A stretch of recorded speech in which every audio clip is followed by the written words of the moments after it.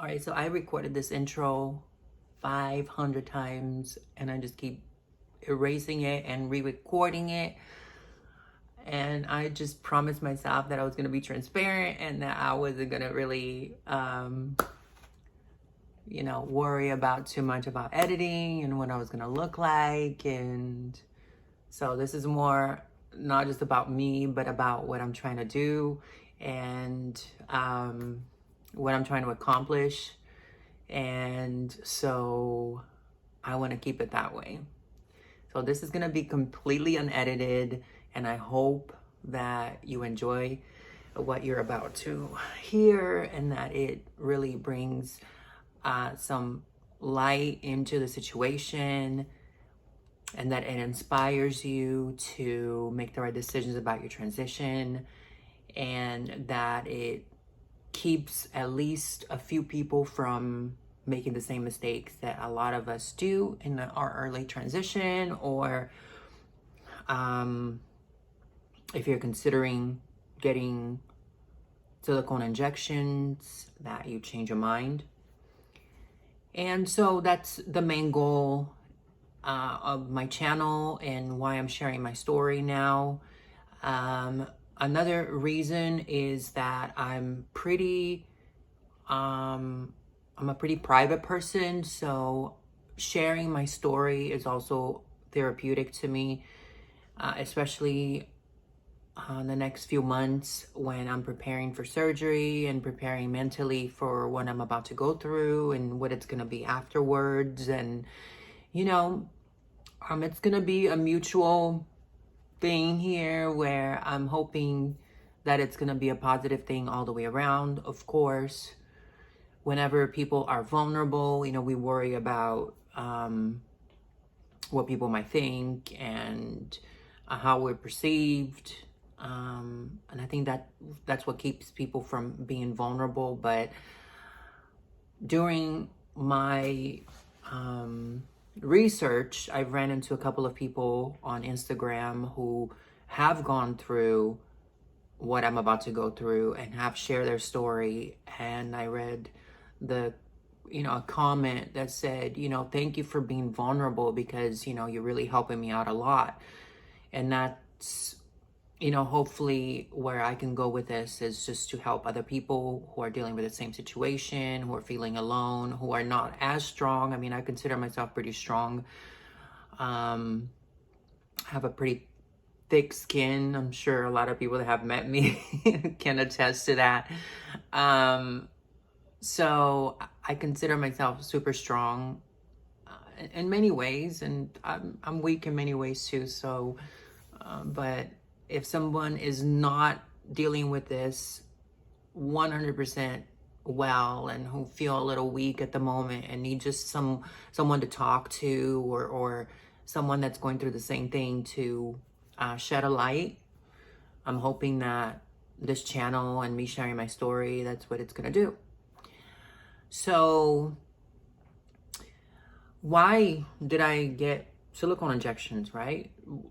What drives someone to do that? So late in the 90s, I mean, this started a long time before the 90s, but late in the 90s, we pretty much the only way you could see a trans woman was at a nightclub, really. I mean, there were trans women everywhere, really, in the news and magazines. And we had a Brazilian trans woman. Her name was Roberta Close, and she was just phenomenal. And so that was my main inspiration when I was a kid. I was like, wow, really? She used to be a man? And Roberta was just the ultimate queen of everything, and she wasn't made fun of. She was actually, there was a song about her. Somebody wrote a song about her. She was in Playboy. She was a celebrity, really, in Brazil. So I grew up kind of thinking that I just couldn't do it. It was just beyond my capabilities. And this is before the internet in 1975. That's That's a long time ago for some of y'all. And so we didn't have the resources that people have these days. And the only way that we could achieve the body was to, resort to illegal procedures in somebody's house or in somebody's, hotel room. And it was affordable to us because we didn't have insurance either. And so, like many of us who have gone through this and who are dealing with this, we were introduced to our pumpers through a friend or through word of mouth. And you basically contact this person. They're always in different places, but I actually went to this person's house. And so you pretty much walk in and the bed is made, everything is sterile, right? It just looks like a back alley, office procedure that you're gonna get. And so you lay down and there's no anesthesia, there's no sort of numbing or anything like that. You just pretty much have to just sit there and take it. And then I know that it's really hard for some trans people to do regular shots. And for me, for instance, I can't really get into injections. I have to do the patches because I just hate needles so much. But with this, the needle's pretty thick. It's just a really, really thick liquid that they have to push in there. So the gauge of the needle has to be really big. So it hurts. And then they just pretty much take a cotton ball, put a little bit of super glue on it and plug the hole. That's pretty much how it's done. If you go to like a med clinic or anywhere that you get pumped, that's what they're gonna do. Everything was fine. Everything was great. I'm just looking at my notes here so we can stay on track because I like to just kind of veer off the subject. So everything was great. Everything was fine for many, many years. I think I started having trouble about 10 years ago, really. It was fine for 10 years. And I think I honestly started having trouble when I started migrating and kind of moving around and shifting and settling into places. And I noticed some discoloration starting on my lower hip area. I think that's where it started to fold. And that's how it started. Just this discoloration first. I don't have a lot of discoloration like a lot of people usually get. And I'm really lucky about that. So it started just to have some discoloration, and then it started to have little holes. And I think mostly because I had bottom surgery. So after the bottom surgery, the fat distribution kind of went into different places and it started to push the silicone, between the fat pocket started to kind of fill in between the silicone and started to kind of shift and push things around a little bit, rearranging the furniture. And so, and it just started to get lumpy and kind of droop. And so now I basically have kind of like a tire, it's almost like it's so as wide as, let's say, a thick bike tire, it's like, you can tell exactly where the silicone is pumped and where it actually stops. So it's my hips are kind of pointy too, in that area, like right, there when I'm standing up, you can actually see it. So,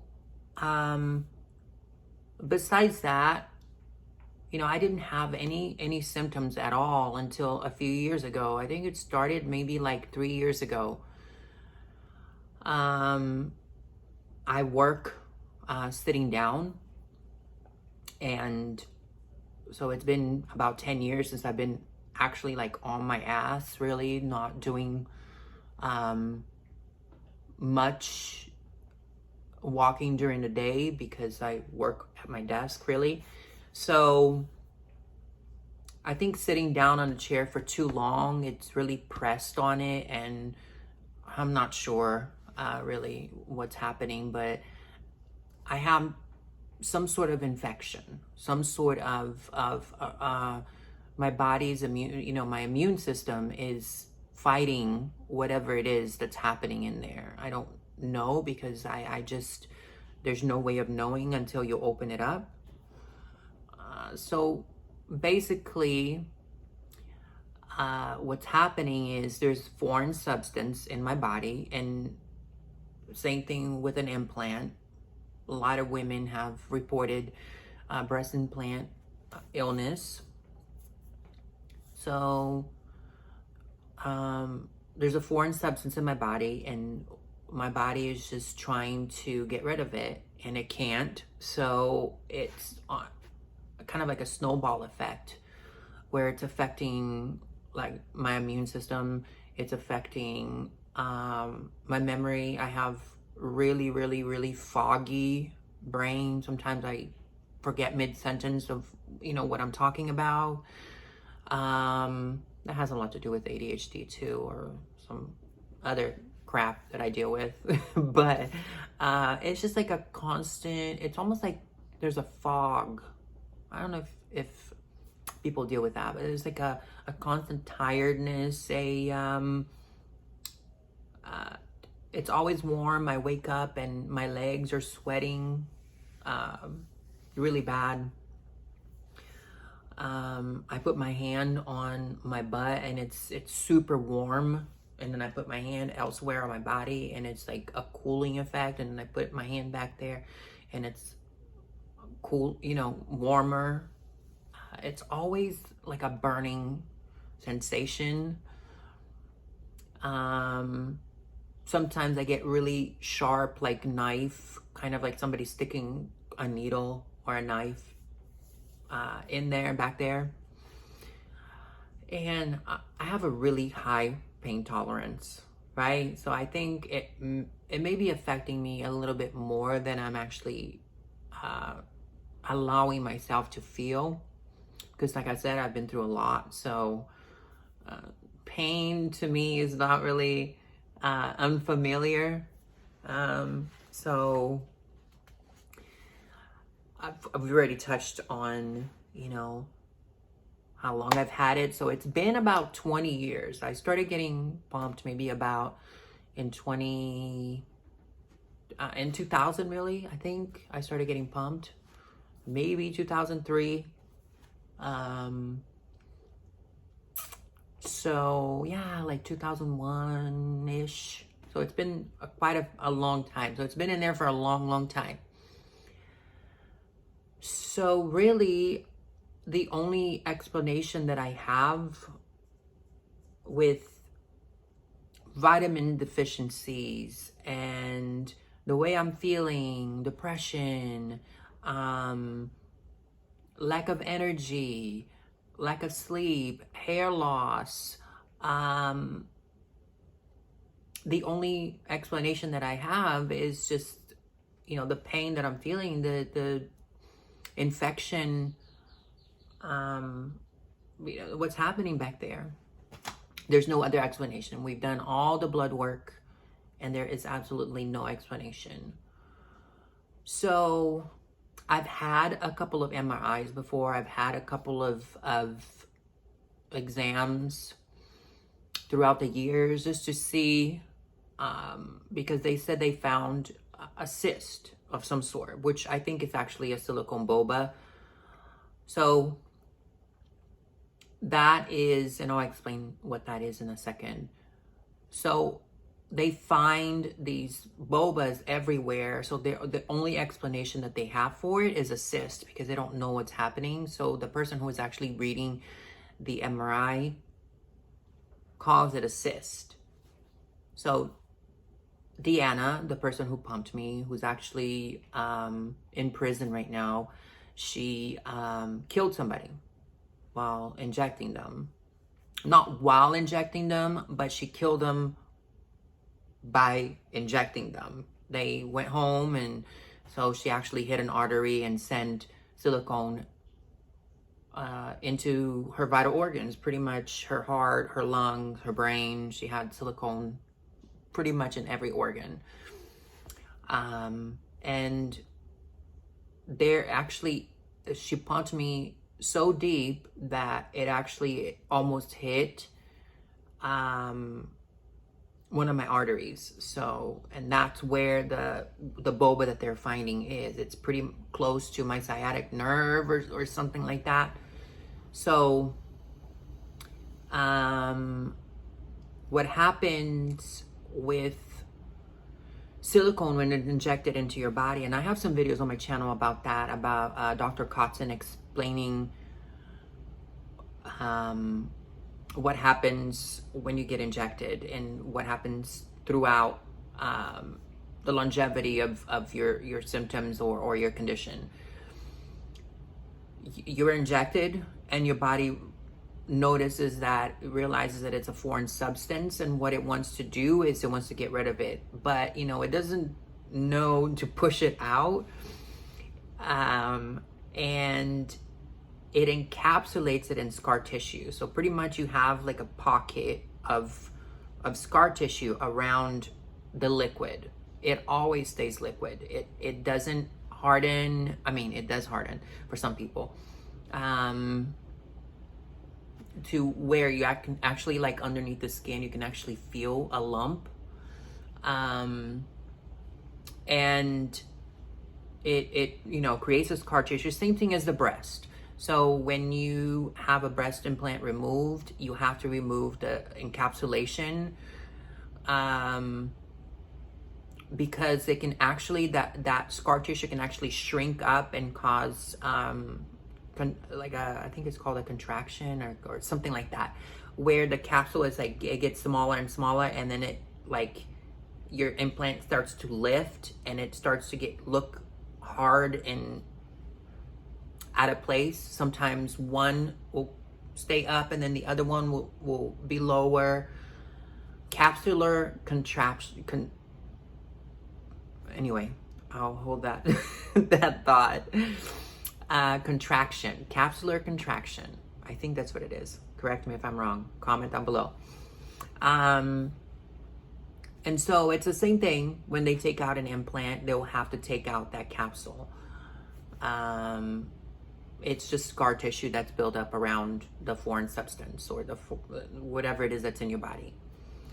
And I think also that's what happened when I had bottom surgery. You know, they had, they really just make a skin graft and they pack it with, you know, packing material.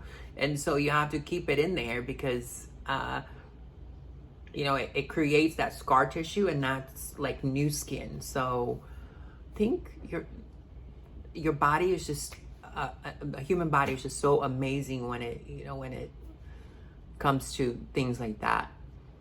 And so this week is probably the first day that I felt kind of okay to put on some makeup and get in front of the camera for you guys and explain to you exactly what's happening. I've had many consultations throughout the years. Dr. Gallerani, Dr. Mir, Dr. Carlos Alberto, let me say it the right way. Carlos Alberto Rios. And also the surgeon that I picked, which is Dr. Andrés Diaz Paz. And pretty much it's always the same. But about 10 years ago, I started considering having everything removed. So I did go to these doctors, and I had interviews with them. And back, 10 years ago, the techniques just weren't there, and I just wasn't really ready to have pretty much my butt removed. And,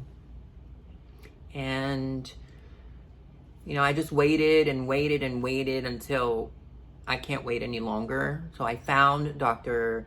Alberto, not Alberto,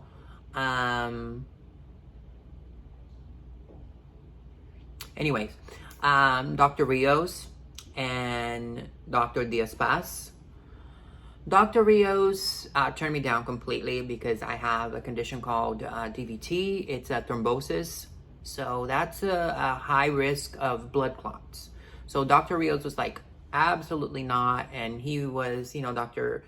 Diaz Paz and Dr. Rios were definitely my top surgeons. Dr. Rios had, looked at my medical stuff and he's like, definitely not. And I was like, please, Dr. Rios, please operate. And he's like, no, I just don't want to take the chance. And so I had to actually go to my cardiovascular specialist and have him clear me for surgery. So what we're doing is we're implanting some filters in my arteries so that if something happens with my legs, if I do get blood clots or if something breaks off, the filter will catch. He's not really worried about the little tiny little ones that will go through. He's just worried about a really big clot that could possibly, kill me. So that's definitely a high risk possibility. So I'm like, okay, so this guy's from Colombia, right? So the doctor that I picked, I'm like, okay, so this guy's from Colombia. And let me just, even though he's one of the top surgeons that perform this type of surgery, and I love Dr. Andrés Diaz Paz because you could tell when you're watching him do surgery, he doesn't have a really big online persona, but you can tell that when he talks on camera, he's really not like a camera person. He also is kind of goofy when he gets on camera. So I kind of thought, oh, okay, so he's just very focused when you watch him do surgery. And I'm not sure if it's like, he's playing it for the camera, but the way he does his lipo and the way he works the instruments, to me, it was almost like it was very like a tattoo artist. When you go to a tattoo artist, it will hurt if it's done, really strong, where if somebody doesn't have a gentle hand, it will hurt. So I like his approach, the way he's performing surgery, even though he doesn't have a big online personality like Dr. Rios does. But, I was very moved and I was very inspired by Dr. Rios' videos because he's very informative and I really enjoyed the consultation with him. He studied in Brazil, so he speaks Portuguese. So him and I were talking Portuguese, and I was a little upset that I couldn't have my consultation with him.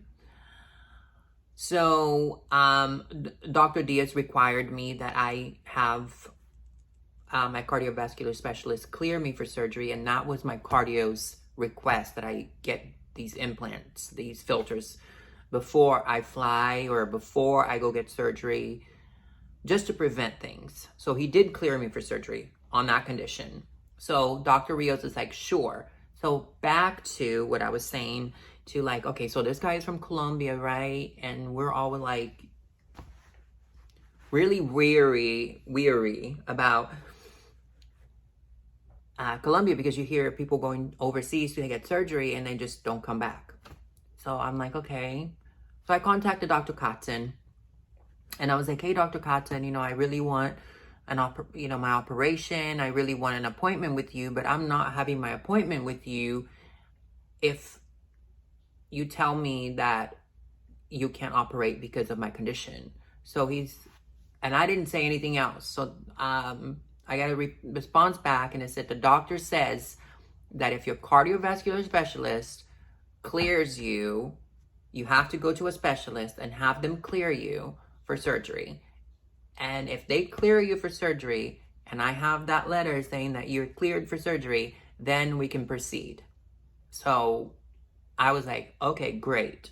So now I have the one from the US and the one from Colombia, you know, on my side here. So I don't know. I don't really know why Dr. Rios, turned me down. But, it's his business, and I'm 100% okay with that, even though I was a little upset when it happened because, I really need help. And I kind of had to beg him a little bit. I'm like, please, Dr. Rios, can you reconsider? And I think there was kind of like a, because you have to communicate with him through his assistant. And I think that his assistant thought that I was saying that I had a heart condition, which is completely not the case. I don't have a heart condition. I have DVT. You can see I'm actually wearing my socks, so I'm being good. Because I'm actually not mobile as much as I should be. So I can't really walk because every time I try to walk and get the circulation going, the inflammation gets worse. All right, let's see here. So I have the surgery we talked about, who's doing the surgery, and so the techniques. It's going to be, oh my God, this video is so long. It's going to be an open technique. And that's pretty much the only way you can have this completely removed and taken care of. If a doctor tells you that he can do liposuction on you, do not go for it, because you cannot do liposuction and get the silicone out. What it's gonna do is it's gonna break up that scar tissue around the silicone. You will get some silicone, but a lot of it is gonna stay inside of you, and it's gonna migrate, and it's gonna cause you even more issues down the road. So please talk to a specialist and reconsider your technique that you're gonna do for removing it. I know that the scar is a huge issue, and it is for me too, but you want to be healthy. You want to be free of this stuff as much as you can. Never get 100% of it out. So, but you want to be free of this poison as much as you can. So if somebody tells you that they can do laser lipo, any sort of suction, don't go for it. There is another technique, which is the closed technique, but that's the endoscopic technique, and the doctor will determine if that's even possible for you. In my case, I can't, because it's in a muscle. The only way that they can go into the muscle and clean the muscle out if it's open technique. So that was just completely out for me. And so if I would have gone to somebody that did liposuction, what about my muscle, right? So you have to think about that. If they tell you, I can get it out, how about the muscle? If it's in your muscle, you'll never know. So think about that. Yeah, so that's pretty much it. I have to go to Colombia. Obviously, why I chose Colombia is because, number one, costs. It's going to be, I think, altogether for me, with everything that I need, like, anything from vitamins to compression socks to the housing, the tests, the muumuu that I have to wear, bedroom slippers. It's going to be about $20,000. My injections cost about $500 a treatment. So, you go and you kind of have to weigh things out. If you wait and get a BBL, or you wait for your body to change normally, or you just accept yourself as you are, right? Because what do you actually, what are you basing your priorities on? When I was young, I wanted to have the body, right? And then my priorities weren't really really all there. I mean, I had a great body. So, and I actually should be looking here, but I'm looking over there. So I hope I'm not being like looking over here. I'm actually supposed to be looking here. I'm like looking over to the side the whole time. Okay, and I just noticed that 30 minutes into the video. Go figure. All right, so in closing, what I wanted to say is that if you are dealing with this, if you know someone that's about to do it, if it's affecting you, if you've lost somebody because of it, you're not alone. There's a lot of people that it is affecting a lot of people, not just in the trans community, but in the cis community as well. There's a lot of people in Colombia that are going through this. A lot of people in South America, really, Mexico, and Italy. I met someone from Italy who was pumped there. So this is a global pandemic that really needs to be addressed, and this practice really needs to be stopped because it's ruining a lot of lives. It's affecting a lot of people. It's robbing people of their quality of life, and so later on down the road, you're gonna have to deal with a lot of these issues. And so if you are considering getting pumped, and by doing my research, I've ran into a lot of people who are still, please reconsider it. Make the right choices about where you get surgery, or don't get surgery at all. And please follow my journey. I'm going to be documenting a lot of stuff. I'm going to document my trip, my recovery, everything. And yeah, so I'll leave you at that. We're at 32 minutes, Jesus. Yeah. Peace and love, Incorporated. Peace and love, Incorporated. Dun, dun, dun. Oh, gosh. All right. Bye.